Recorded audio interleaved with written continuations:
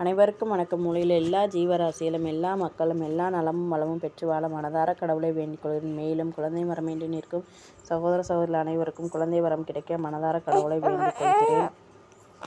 மேலும் எந்த ஒரு பிரச்சனை வந்தாலும் அதை எதிர்த்து நிற்கக்கூடிய தைரியத்தையும் மனப்பக்குவத்தையும் வணங்குமாறு கடவுளை வேண்டிக் கொள்கிறேன்.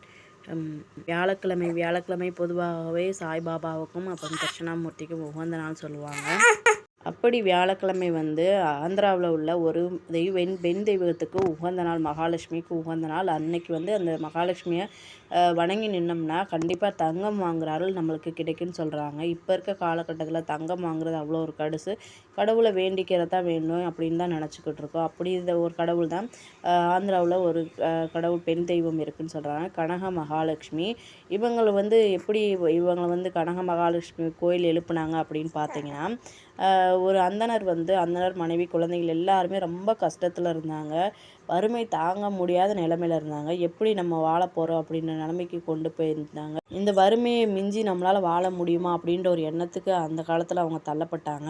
அதனால் நம்ம யார் இருக்க வேணாம் அப்படின்ட்டு உயிர் திறக்கலாம் அப்படின்னாங்க.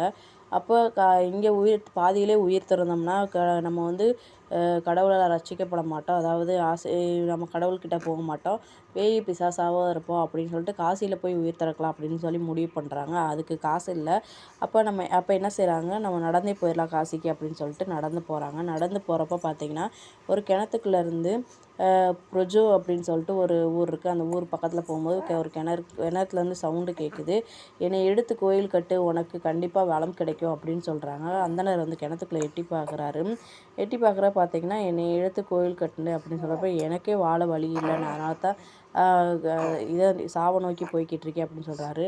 அப்போ அம்மனுக்கு கோவம் அவங்க கையில் இருந்த கோடாரி எடுத்து வெட்ட போகிறாங்க, அவரை தூக்கி எறிய போகிறாங்க. சிவனுக்கு அது இப்போ சாமி அவங்க செய்கிறது பிடிக்காமல் திருப்பி அவர் பதிலுக்கு அவங்க கையை துண்டிச்சிட்றாரு. அதனால் அவங்களுக்கு ஒரு கை இல்லாமல் இருக்குது. சிவபெருமான் அமைதியாக இரு அப்படின்னு சொல்கிறாரு. அப்புறம் அமைதியாக இருந்த அம்மன் அவருக்கு தேவையான எல்லா செல்வத்தையும் கொடுத்து அருள் புரிகிறாங்க. அப்போ அவர் அந்த கோயிலை எழுப்புறாரு. அந்த சைடு ஆந்திராவில் வியாழக்கிழமை கனக மகாலட்சுமி அப்படின்னு சொல்லிட்டு இந்த பெண் தெய்வத்தை வழிபடுவாங்க. அப்போ எந்த சிலையில் குறை இருந்தாலும் அதை வேறு சிலையை மாற்றுவாங்க. ஆனால் இது அப்படி இல்லை, எடுத்த மாதிரியே வழிபடுறாங்க. நன்றி.